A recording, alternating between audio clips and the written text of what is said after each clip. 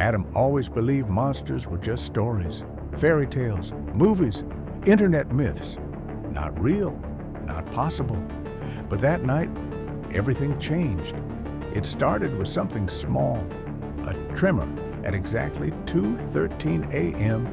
Adam woke up in his apartment as his bedroom window rattled softly. At first, he thought it was just an earthquake, the kind that happens once in a while, a warning from the earth. But then, the shaking stopped, and the silence that followed was worse. No cars, no voices, no city noise, just stillness. Adam stepped outside. People were already gathering in the streets, confused, whispering to each other. Then someone screamed, "Look at the ground." Adam turned, and that's when he saw it. A footprint, not human, not animal, something else.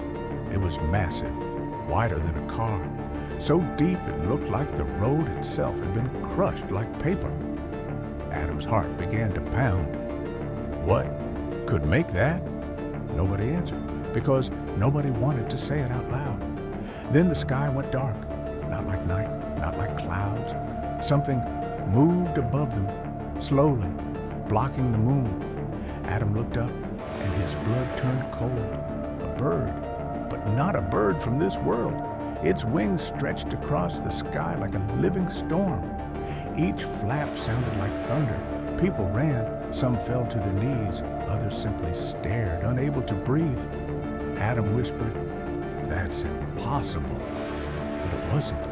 It was real, and it was only the beginning. Within hours, the world changed completely. Every phone in the city buzzed at once. Emergency alert. Global warning.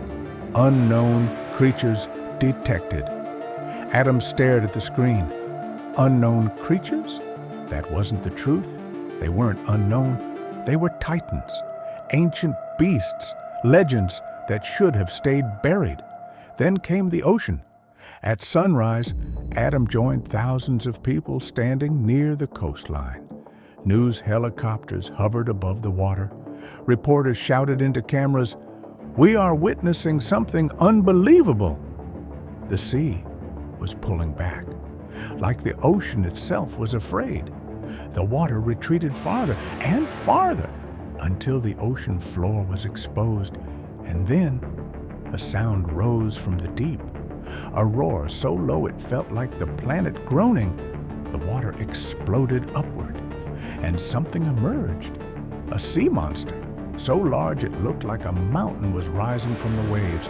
Its skin was dark, armored, ancient. Its eyes were glowing like burning coals. People screamed, some ran, some prayed. Adam couldn't move. The creature lifted its head, and the sky shook with its voice. That was the moment Adam understood. This was not a disaster. This was an awakening.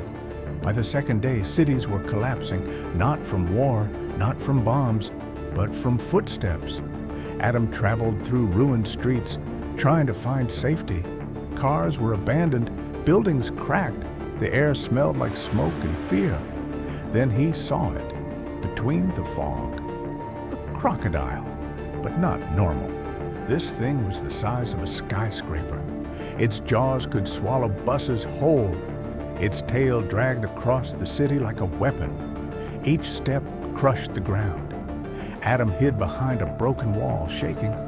He watched as the titan crocodile crawled forward, like it owned the world. And then it stopped, because it wasn't alone. In the distance, another giant stood, a beast of stone and horn, tall as a tower. The two titans faced each other. The air vibrated. The world held its breath. And then the battle began. Roars echoed across the sky. The ground split open. Glass shattered miles away. Adam covered his ears as the titans clashed. This wasn't nature. This was something older, something forgotten. A war that existed before humans ever built cities.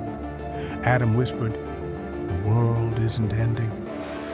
It's becoming a battlefield. That night, Adam sat alone in the ruins of a subway station. Fires burned in the distance. The sky was red, and above it all, the silhouettes of giants moved like gods. Adam's phone buzzed. One message, unknown number. He opened it, and his breath stopped. It said, "They were never the enemy?" Adam stared. Then another message arrived. "Humans woke them up." Adam's hands trembled. What did that mean? Then he remembered the stories. Deep-sea drilling, secret military experiments, ancient caves opened for mining, warnings ignored.